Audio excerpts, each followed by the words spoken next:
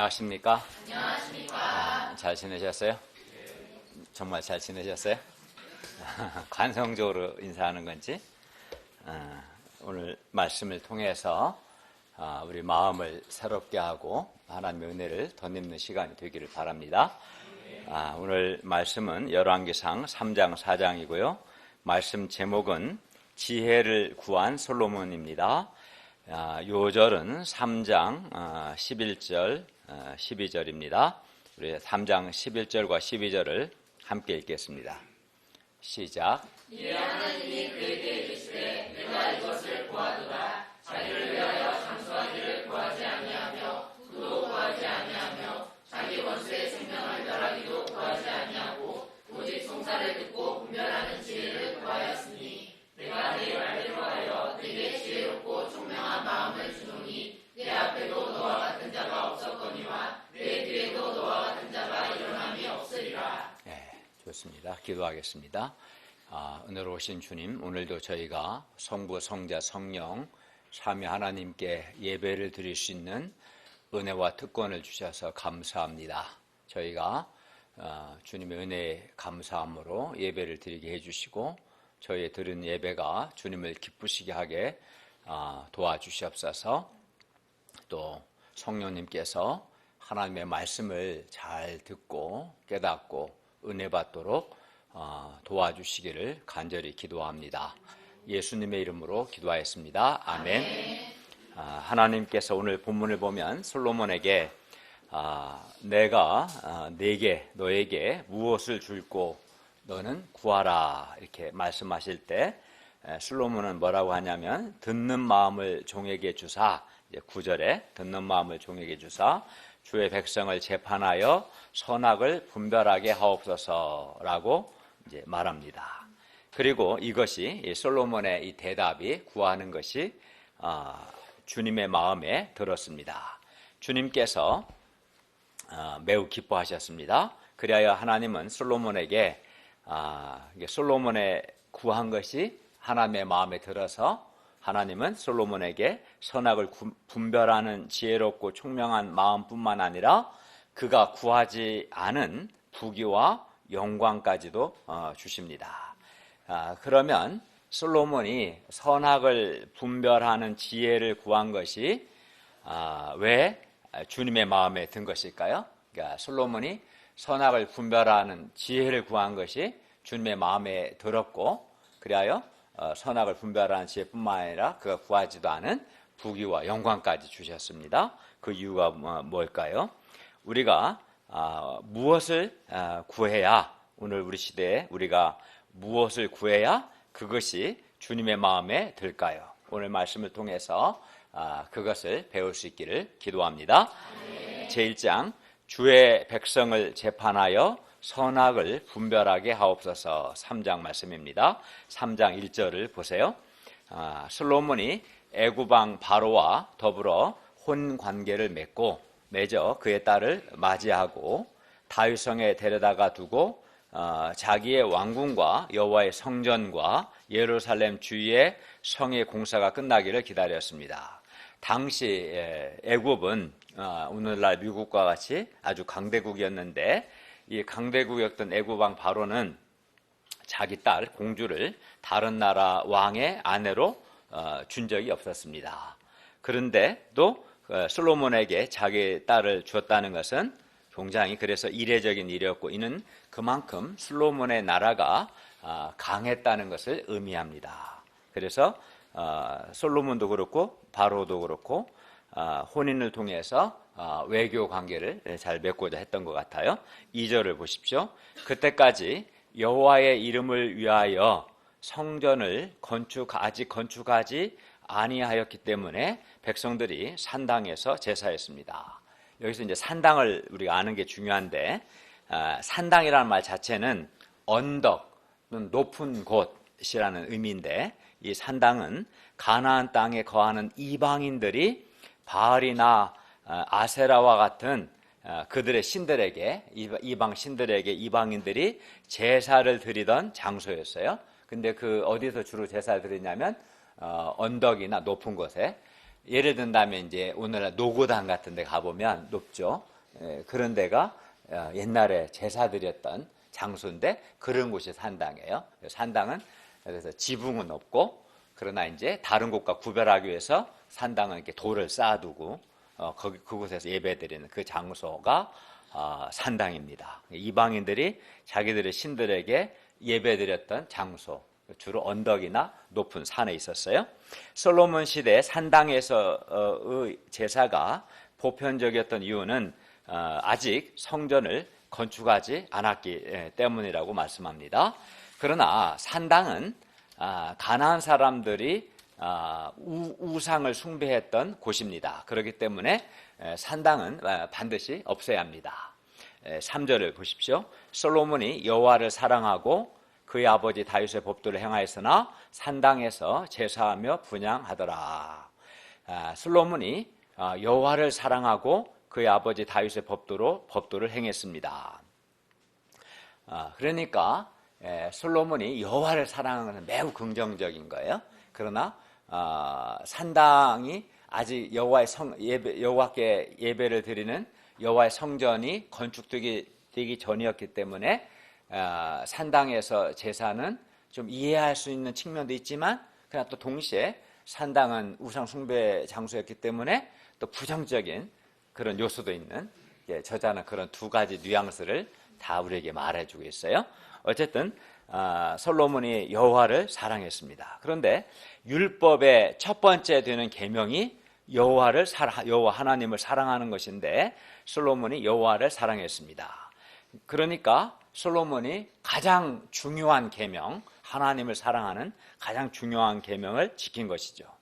솔로몬은 왕이 되었을 때 왕이 될 자격 없는 자신이 우리가 지난주 말씀에서 사실은 아도니아가 왕이 될 수 있어 솔로몬이 왕이 되기 어려운 상황이었는데 이런 자신이 왕이 된 것은 오직 하나님의 은혜로 된 것이었다라는 것을 솔로몬은 잊지 않았습니다. 솔로몬은 자신이 왕이 된 것이 오직 하나님의 은혜 때문임을 잘 알았습니다. 내가 탁월해서 자격이 있어서 아주 괜찮은 제목이어서 왕이 된 것이 아니라 전적으로 하나님의 은혜로 왕이 되었음을 솔로몬은 알았습니다. 또 하나님께서 전에 나단 선지자를 보내셔서 솔로몬의 이름을 여디디아라 하라 하셨는데 이는 여호와께서 솔로몬을 사랑하셨기 때문이었습니다. 솔로몬은 자신이 하나님께 큰 은혜를 받은 사람이고 동시에 하나님의 사랑을 받은 자다라는 것을 잘 알았습니다. 그리하여 하나님의 이 큰 은혜와 사랑에 감사해서 솔로몬 자신도 하나님을 사랑한 것입니다. 여러분, 태어날 때부터 하나님을 사랑하는 사람은 있을까요? 없을까요? 없습니다. 그런 사람 없습니다. 하나님께 받은 은혜와 사랑을 잊지 않고 솔로몬처럼 하나님께 받은 은혜와 사랑을 잊지 않고 기억하고 감사하는 사람이 하나님을 사랑하게 됩니다. 그러니까 하나님께서 나를 먼저 사랑하셨고 내게 큰 은혜를 주셨기 때문에 그것을 아는 사람은 그 자신도 그 하나님의 은혜와 사랑에 감사해서 하나님을 사랑하고자 한다는 것이죠. 그러므로 우리도 솔로몬과 같이 우리에게 베푸신 하나님의 은혜와 사랑을 잊지 않고 기억하고 감사함으로 우리도 하나님을 사랑할 수 있기를 기도합니다. 4절을 보십시오. 솔로몬 왕이 제사하러 기브온으로 가니 거기는 산당이 컸습니다. 솔로몬이 그 제단에 1천 번제를 드렸습니다.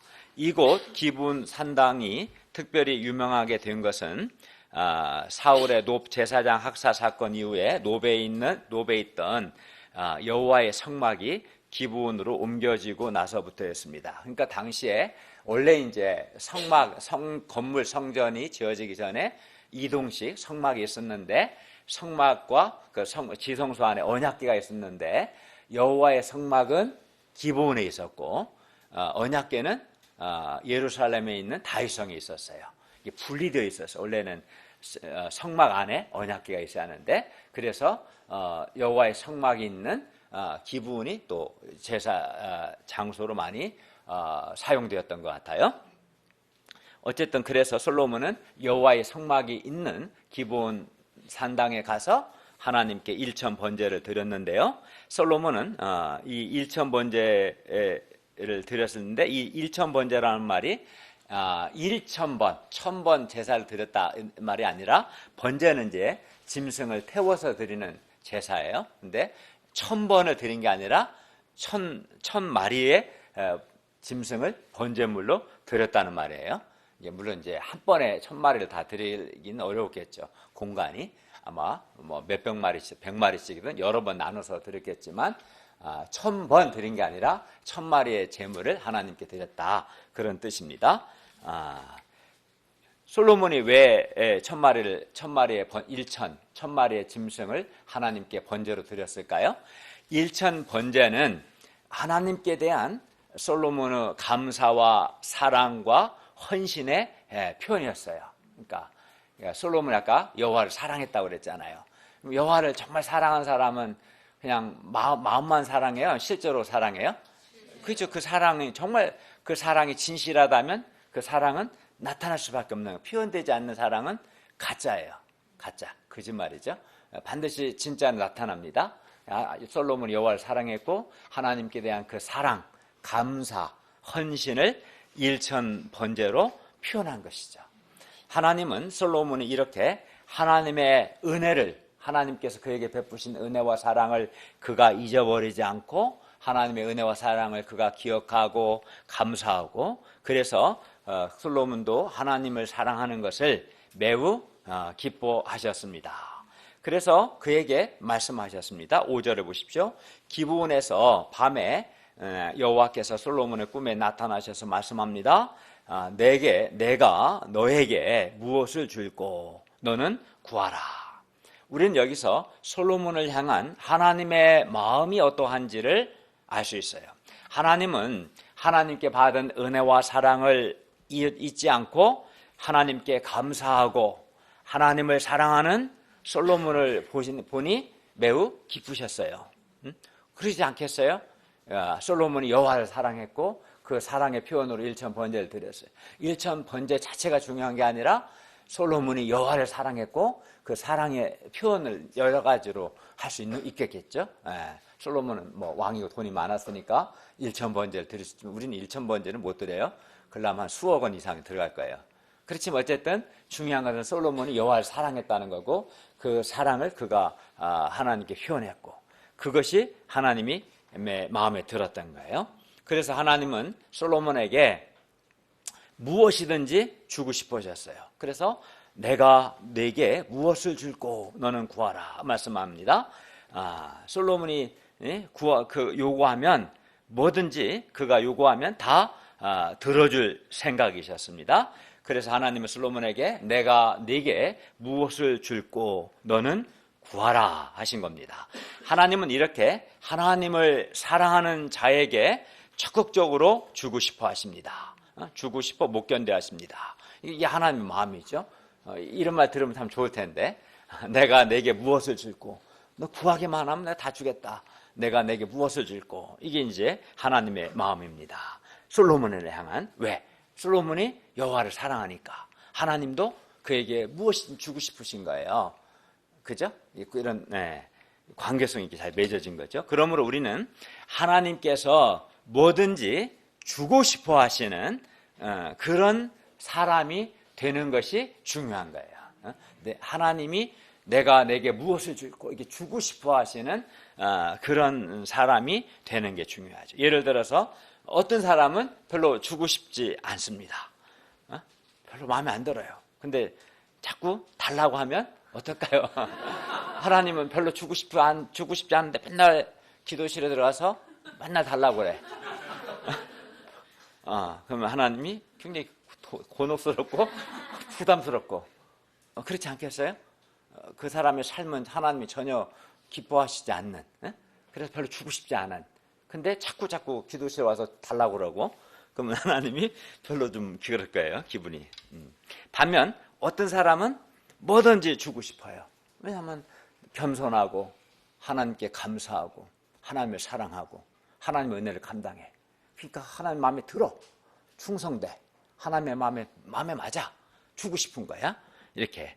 그래서 이렇게 관계성이 좋으면, 사람과 사람 사이도 그러잖아요. 사람과 사람 사이도 관계성이 아주 좋으면 뭐든지 주고 싶어요. 관계성이 아주 안 좋으면 그렇게 썩 주고 싶어 하지 않는 거죠. 마찬가지로 하나님과 관계성이 좋으면 하나님께서 뭐든지 주고 싶어 하십니다. 반면 관계성이 좋지 않으면 하나도 주고 싶지 않은 겁니다. 그렇기 때문에 하나님과 관계성을 잘 맺는 것이 중요해요.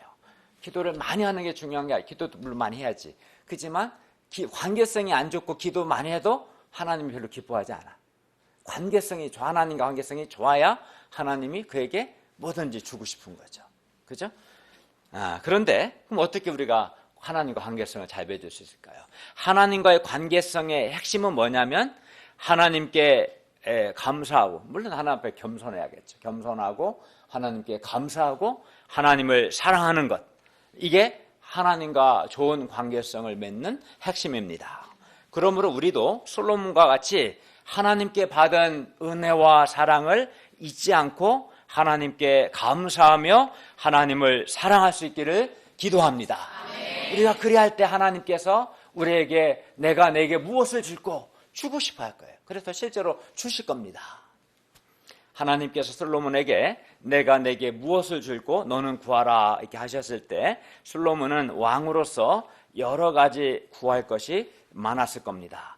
당시 고대 근동의 왕들은 일반적으로 그들의 신들에게, 우상들에게 자기의 장기 집권을 위해서 자기를 위해 장수를 구하거나, 왜냐하면 왕은 살아있는 동안 계속 왕하거든요. 오늘날은 이제 선거를 통해서 이렇게 해야지만 당시 왕은 계속 살아있는 동안 하니까 오래 살면 오래 집권할 수 있을 거 아니에요? 그러니까 장기 집권을 위해서 자기를 위해 장수하게 해달라 하든가 아니면 부를 구하거나 또는 자기 원수의 생명 명하라는 것을 구했습니다. 왕노릇 하는데 자꾸 괴롭혀 원수가. 얼마나 피곤하겠어요. 그 사람은 좀 제거해 줬으면 좋겠죠?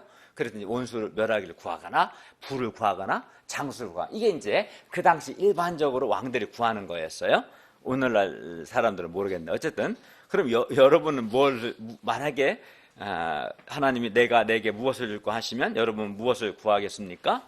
어떤 사람은 안정된 좋은 연봉, 안정되고 연봉도 높은 좋은 직장을 구할 수도 있고, 아니면 한 100억 일하지 않고 아주 평생 먹고 살 만한 돈 구할 수도 있고, 아니면 한 7, 80평 되는 아파트를 구할 수도 있고, 아니면 로또에 한번 당첨되는 것을 구할 수도 있고, 아니면 좋은 대학에 합격하는 걸 구할 수도 있고, 어쨌든 여러 가지를 구할 수 있을 겁니다. 어떤 목사님은 최신 핸드폰을 구한다고 했습니다.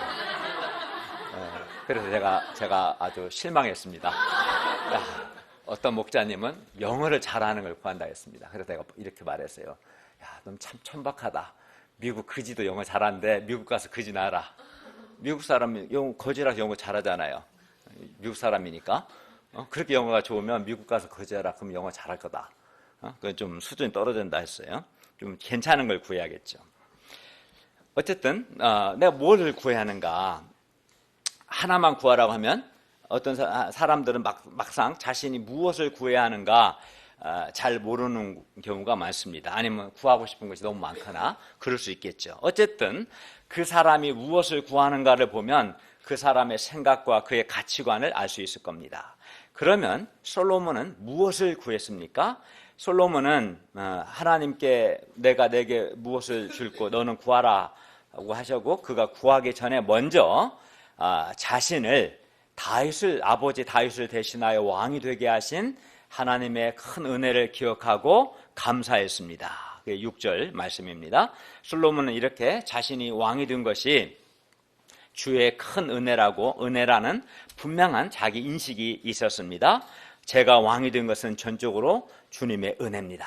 이런 자기 인식이 있었습니다. 그리고 솔로몬은 자신의 부족함을 인정하고 듣는 마음을 주사 주의 백성을 재판하여 선악을 분별하게 해달라고 기도합니다. 7절부터 9절을 한번 볼까요? 나의 하나님 여호와여, 주께서 종으로 주의 아버지 다윗을 대신하여 왕이 되게 하셨사오나 종은 작은 아이라 출입할 줄 알지 못하고 주께서 택하신 백성 가운데 있습니다. 그들은 큰 백성이라 수요가 많아서 셀 수도 없고 기록할 수도 없습니다. 누가 주의 이 많은 백성을 재판할 수 있겠습니까? 듣는 마음을 종에게 주사 주의 백성을 재판하여 선악을 분별하게 하옵소서. 이 기도를 통해서 우리는 왕으로서 솔로몬에 대해서 몇 가지 중요한 사실을 배울 수 있습니다. 첫째는 솔로몬은 자신의 부족함을 알았습니다. 그래서 그는 이렇게 말했어요. 종은 작은 아이라. 종은 작은 아이입니다. 출입할 줄 알지 못하고 주께서 택하신 백성 가운데 있습니다.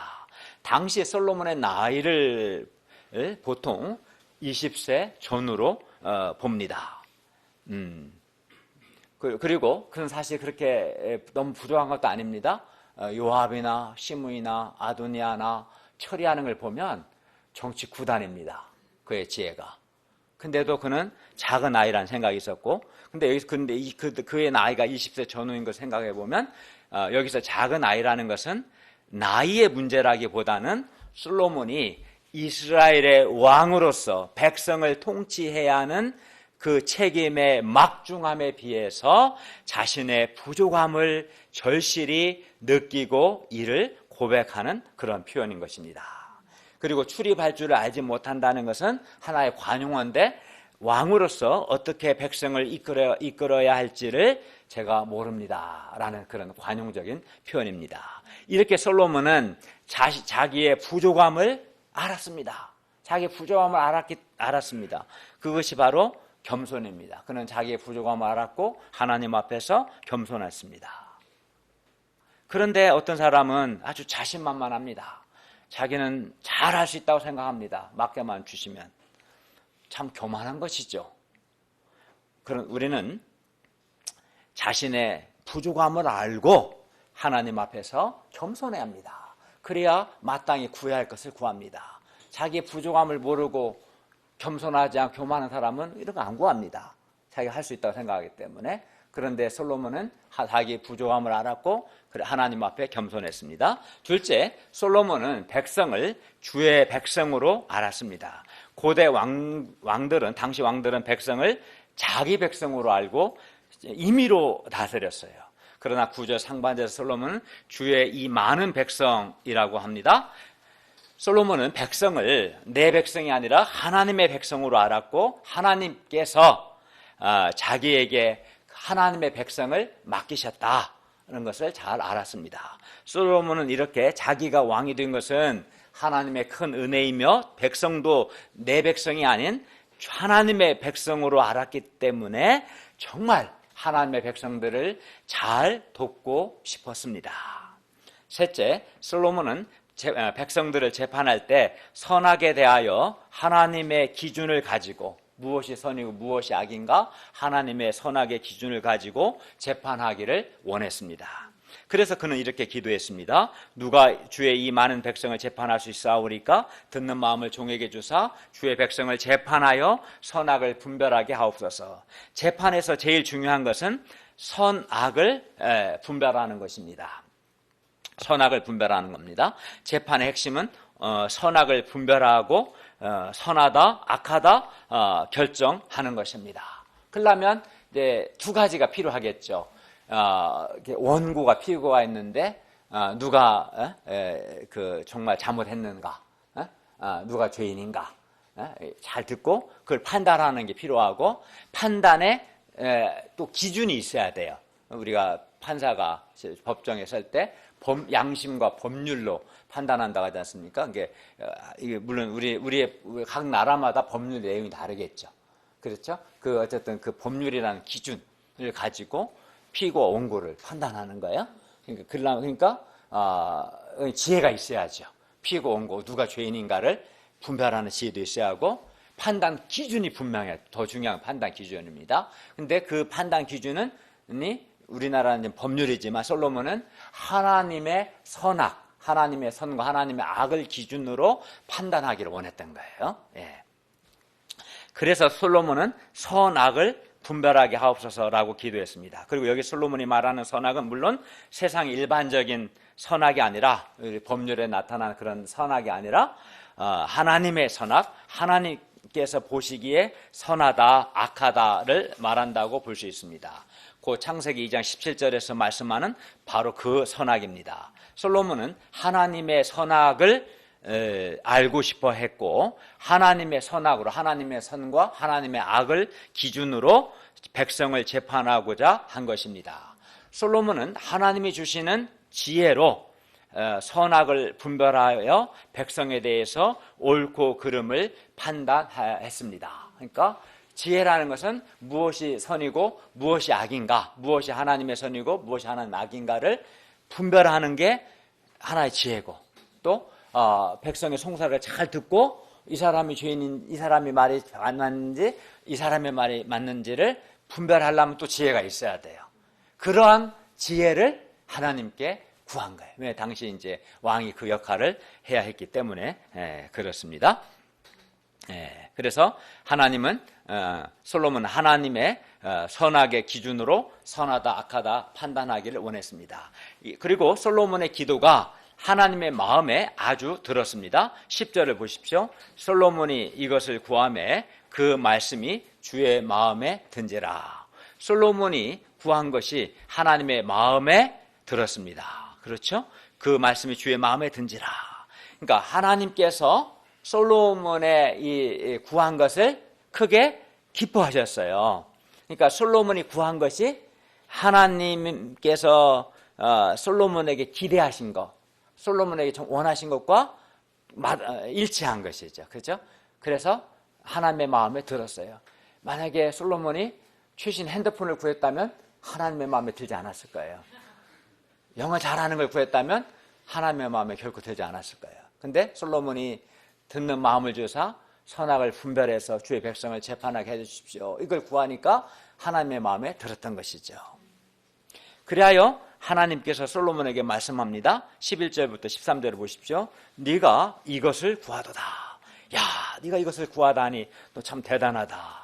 자기를 위하여 장수하기를 구하지 아니하며 부도 구하지 아니하며 자기 원수의 생명을 멸하기도 구하지 아니하고 오직 송사를 듣고 분별하는 지혜를 구하였으니 내가 네 말대로 하여 네게 지혜롭고 총명한 마음을 주노니 네 앞에서 너와 같은 자가 없었거니와 네 뒤에도 너와 같은 자가 일어남이 없으리로다. 내가 또 네가 구하지 아니한 부귀와 영광도 너에게 주노니 너의 평생에 왕들 중에 너와 같은 자가 없을 것이다. 그러니까 그 이전에도 이후에도 솔로몬만큼 지혜로운 사람은 없을 거라는 거예요. 그만큼 솔로몬에게 지혜롭고 총명한 마음을 주시고 그가 솔로몬이 구한 것이 너무 하나님 마음에 드니까 그가 구하지 않은 부귀와 영광도 주겠다, 이렇게 말씀한 거죠. 하나님은 솔로몬이 주의 백성을 재판하여 선악을 분별하게 하옵소서라고 한 것을 매우 기뻐하시고 그에게 선악을 분별하는 지혜롭고 총명한 마음뿐만 아니라 그가 구하지 않은 부귀와 영광도 주시겠다고 하셨습니다. 그리고 실제로 우리가 4장, 5장, 6장, 7장을 보면 주셨어요. 우리가 나중에 확인하게 될 겁니다. 그러면 솔로몬이 선악을 분별하는 지혜를 구한 것이 왜 그렇게 주의 마음에 든 것일까요? 어쨌든 그게 주의 마음에 들었고 그래서 하나님 매우 기뻐하셔서 그가 구한 지혜롭고 총명한 마음뿐만 아니라 그가 구하지도 않은 부귀와 영광도 주셨어요. 왜냐하면 왜 그게 주의 마음에 들었냐면, 왜냐하면 하나님은 사람들이 선악에 대한 하나님의 기준과 판단, 그러니까 하나님의 선과 하나님의 악을 판단 기준을 사람들이 받아들이기를 간절히 원하셨기 때문입니다.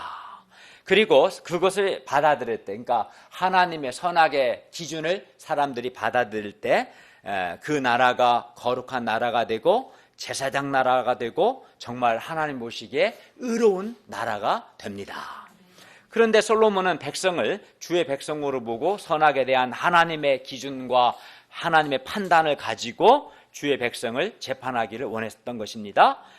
그래서 그의 나라가 하나님의 악은 버리고 하나님의 선은 행하는, 그렇죠. 하나님 선악을 기준으로 재판하면 하나님의 악은 버리고 하나님의 선은 행하는, 그렇게 되면 그 나라 어떻게 되겠어요? 거룩한 나라가 되고 하나님이 보시기에 의로운 나라가 되는 그런 나라가 되기를 원했던 겁니다. 솔로몬 역시.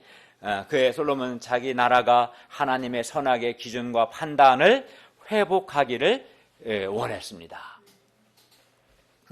그리고 이것은 하나님께서 매우 기뻐하시는 것입니다.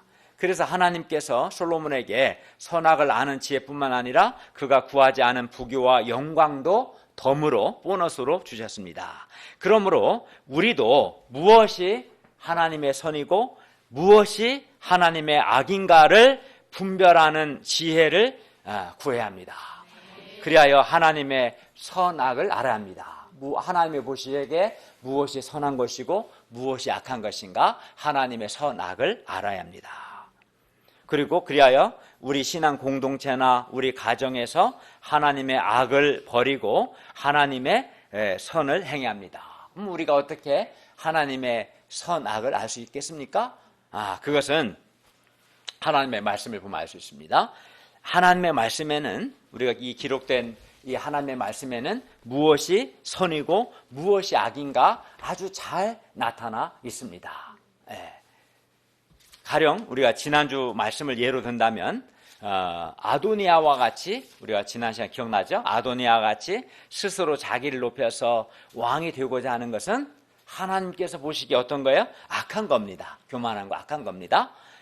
요압과 같이 하나님과 하나님의 종의 방향대로 하지 않고 자기 개인 감정대로 행하는 것 또한 그건 악한 겁니다.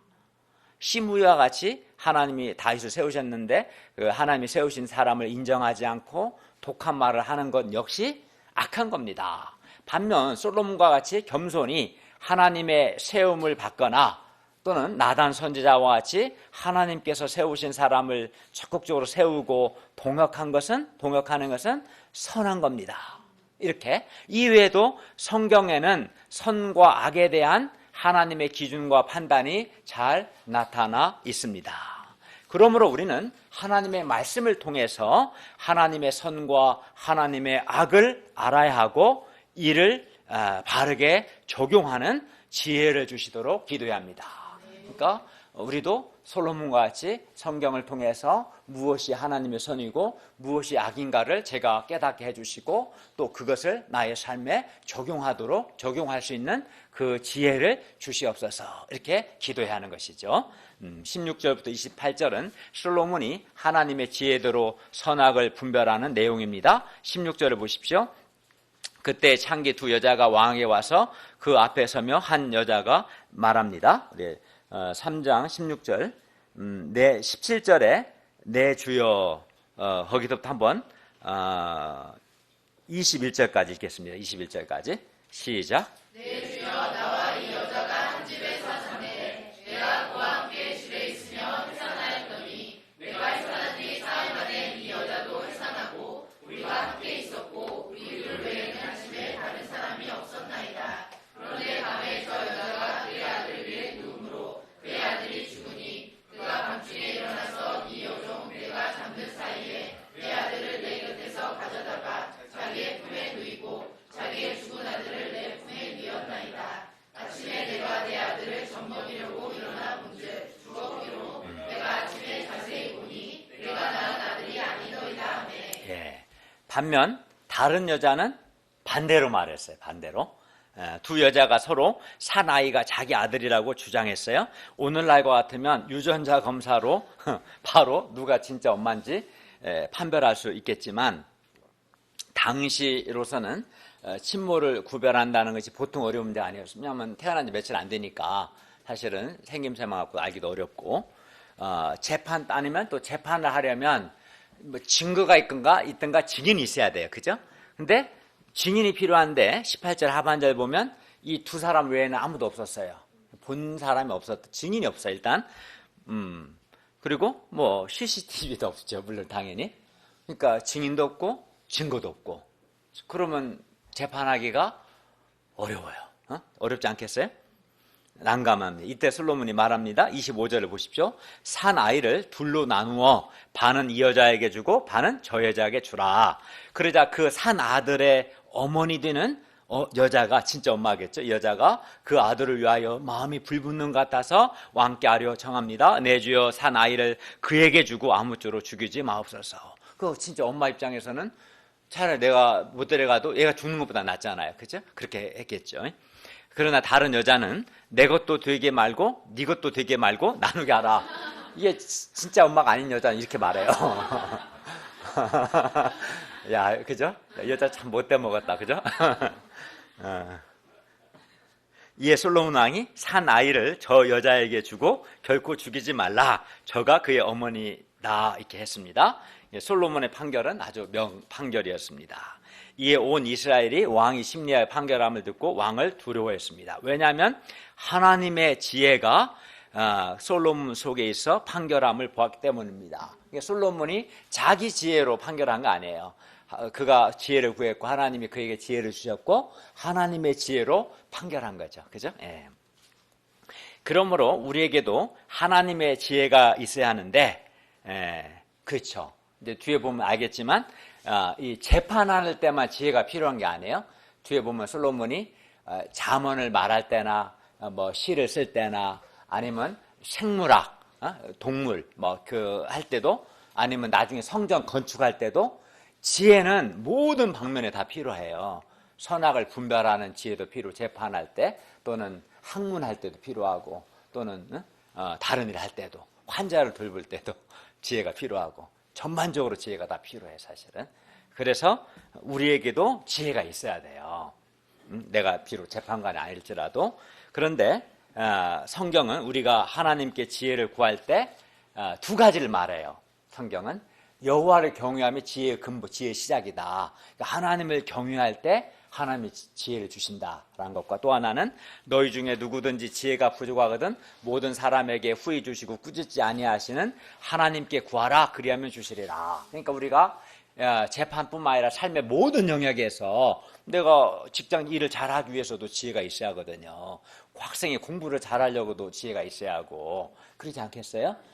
지혜가 필요한데 그 지혜를 있어야 하려면 첫째는 하나님을 두려워하는, 하나님을 경외해야 하고, 두 번째는 적극적으로 하나님께 지혜를 주시도록 구해야 돼요. 그러면 하나님께서 지혜를 후히 주십니다.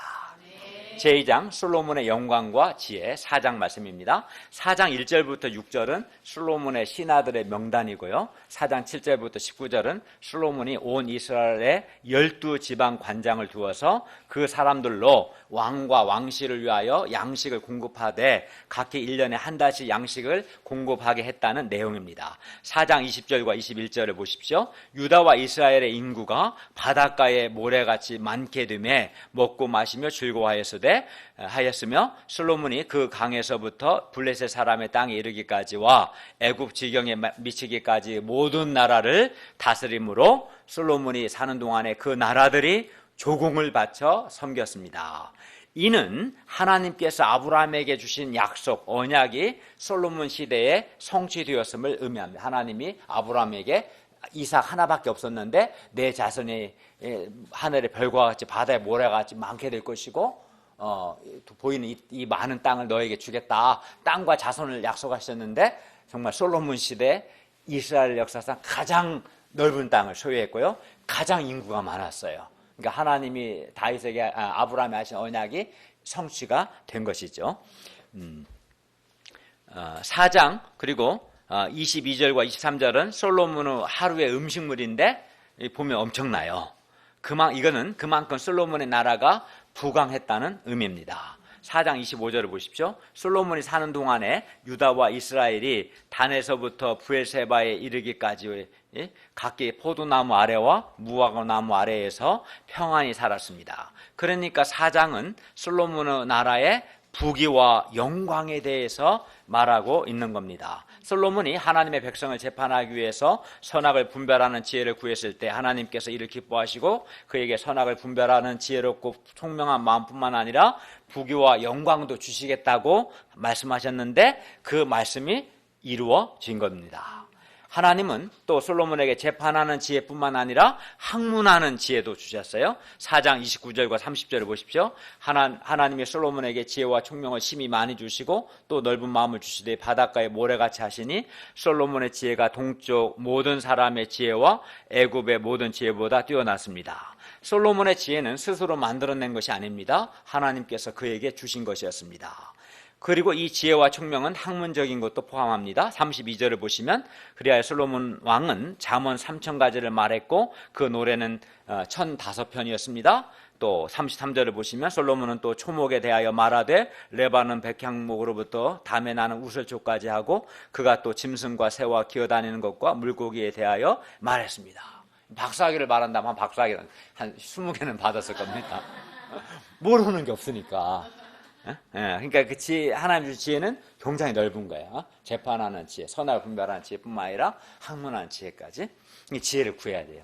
이 상을 보면 솔로몬 왕국은 주변 어느 왕국보다 부강한 국가가 되었습니다. 솔로몬 왕국이 그렇게 부강할 수 있었던 것은 솔로몬이 선악에 있어서 하나님의 기준과 판단을 구했고 하나님의 선악, 즉 선악에 대한 하나님의 기준과 판단으로 백성을 재판하고자 했기 때문이었습니다. 하나님께서는 그런 솔로몬에게 선악을 분별하는 지혜뿐만 아니라 학문하는 지혜와 나라를 다스리는 지혜도 주셨고 또 그가 구하지 않은 부귀와 영광까지 주셨습니다. 결론입니다. 오늘날 우리 시대는 선악에 대한 하나님의 절대적인 기준과 판단을 거부함으로 모든 것이 상대적이 되어가고 있습니다. 하나님은 예를 들어 하나님은 동성애에 대하여 악하다고 로마서에 말씀하시는데 어떤 사람은 악하지 않다고 말하고 그거를 합법화를 요구하기도 합니다. 선악의 기준이 이렇게 점점 하나님의 선악의 기준을 거부하고 선악의 기준이 점점 모호해지고 있습니다. 이런 시대에 우리는 하나님께 선악을 분별하는 지혜를 주시도록 기도해야 합니다. 그리하여 하나님의 선을 행하고 하나님의 악을 버려야 합니다. 그때 하나님이 구하지 않은 또 다른 지혜도 우리에게 주실 겁니다. 어떤 것이 사람들이 보기에는 선하지만 하나님이 보시기에는 악할 수 있어요. 반대로 어떤 것은 사람이 보기에는 악하지만 하나님께서 보시기에는 선합니다. 우리가 곧 이제 열왕기 상에서 공부하게 될 북이스라엘의 옴므리 왕과 아합 왕 시대는 당시 정치 경제적으로 매우 이스라엘 역사상 부강한 나라였어요. 그래서 사람들이 볼 때 옴므리 왕과 아합 왕은 인간적으로 능력 있고 훌륭한 왕들입니다. 그러나 하나님은 그들이 여로보암의 길로 행한, 이거 한마디 우상 숭배했다는 내용인데요. 그건 나중에 보기로 하고, 여로보암의 길로 행한 아주 그들은 악한 왕이라고 말씀합니다. 그러니까 사람들이 보기에는 능력 있고 대단한 사람들이었지만 하나님이 보시는 기준을 볼 때는 아주 악한 왕이었던 것이죠. 예. 사람이 생각하는 선한 것과 하나님께서 생각하시는 선한 것이 서로 다를 수 있습니다. 어떤 사람은 부자가 되는 것을 선하다고 생각합니다. 오늘날 특히 그렇죠. 돈 많이 버는 것이 많은 사람들의 목표입니다. 그래서 신앙생활도 그래요. 그래서 신자 중에서도 부자 신자가 되는 것이 하나님의 뜻이고 그것이 선이다라고 생각하는 사람들이 있습니다. 그러나 성경에 의하면 부자가 되는 것이 선한 것이 아니라 가난하게 선하다는 것도 아니에요. 돈이라는 것은 하나의 수단에 불과한 거고, 그러나 어쨌든 부자가 되는 것이 선하다고 하지 않습니다.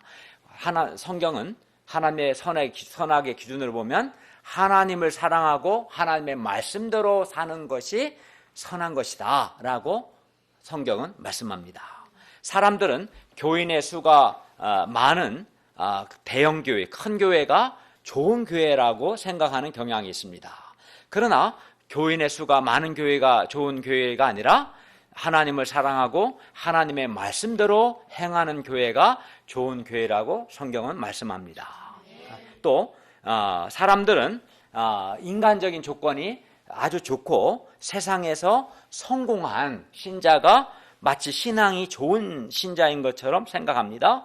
그러나 하나님은 결코 그렇지 않습니다. 하나님은 마음을 다해서 하나님을 사랑하고 하나님의 말씀대로 사는 신자가 신앙이 좋은 신자다고 말씀합니다. 그러니까 선악에 대해서 사람의 생각과 하나님의 판단이 다를 수가 있는 거예요. 우리는 뭘 선택해야 돼요? 하나님의 악을 버리고 하나님의 선을 행하는 것이죠.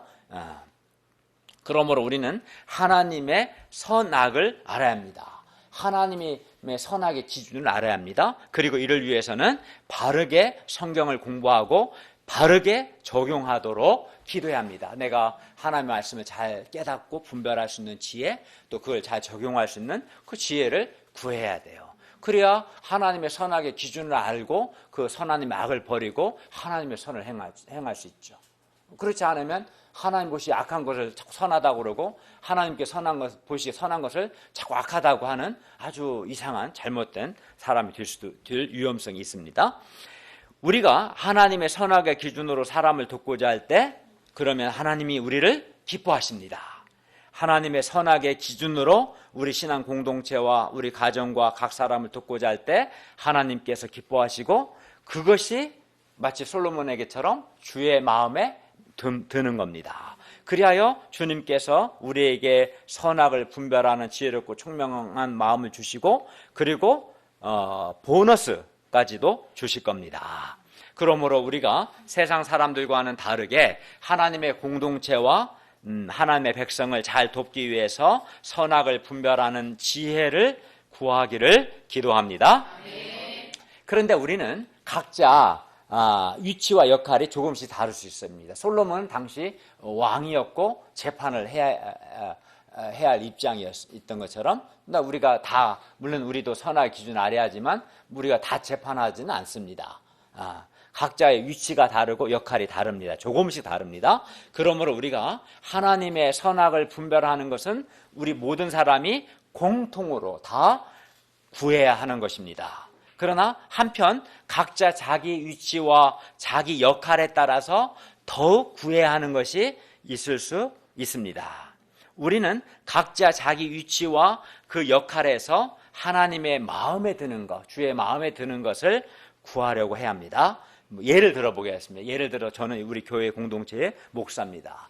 목사로서 매일 제가 탁월한 성경 선생이요 메신저로 성장하고 쓰임 받는 것과 또 저에게 맡겨주신 사람들을 잘 돕는 것과 또 신학 강의를 잘 하는 것 등을 저는 구하고 있습니다. 왜냐하면 하나님이 이 교회 목사로 나에게 주신 임무가 그거고 그리고 그걸 구하는 것이 주님의 마음에 든다고 나는 믿기 때문에 그렇게 구하고 있습니다.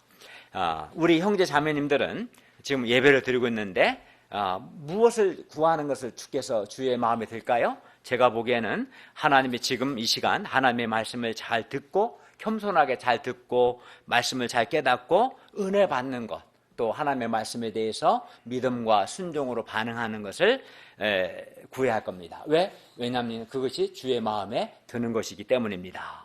또 우리 목자님들은 사람들 역시 사람을 돕는 지혜와 또 전도를 잘할 수 있는 지혜와 담대함, 믿음을 구해야 할 것입니다. 또 동역을 잘하기 위한 겸손한 마음을 구해야 할 것입니다. 왜냐하면 그것이 주님의 마음에 드는 것이기 때문입니다. 이외에도 우리는 모두 공통으로 하나님께 받은 사랑과 은혜를 늘 기억하고 늘 감사하고 늘 감당하는 사람이 되는 것을 구하고 믿음과 사랑의 사람이 되는 것을 구해야 합니다. 이거는 모두에게 다 해당되는 겁니다. 우리가 이것을 구해야 합니다. 그러면 그것을 구하면 하나님의 마음에 들 것이고 하나님께서 우리를 기뻐하셔서 우리가 구하는 것을 주시고 구하지 않은 것까지도 하나님이 주실 것입니다. 기도하겠습니다. 오늘 오신 주님, 오늘 말씀을 통해서 우리가 하나님께 무엇을 구해야 하는가 가르쳐 주셔서 감사합니다. 먼저는 우리가 하나님께 받은 사랑과 은혜를 늘 기억하여서 우리도 하나님을 사랑하는 사람이 되어서 하나님께서 주고 싶어 하시는 그런 사람이 되게 하시고 또 하나님의 마음에 드는 것을 구함으로 또 구하는 것뿐만 아니라 구하지 않는 것까지도 받는 그런 복된 인생이 되도록 도와주십시오. 예수님의 이름으로 기도하였습니다. 아멘.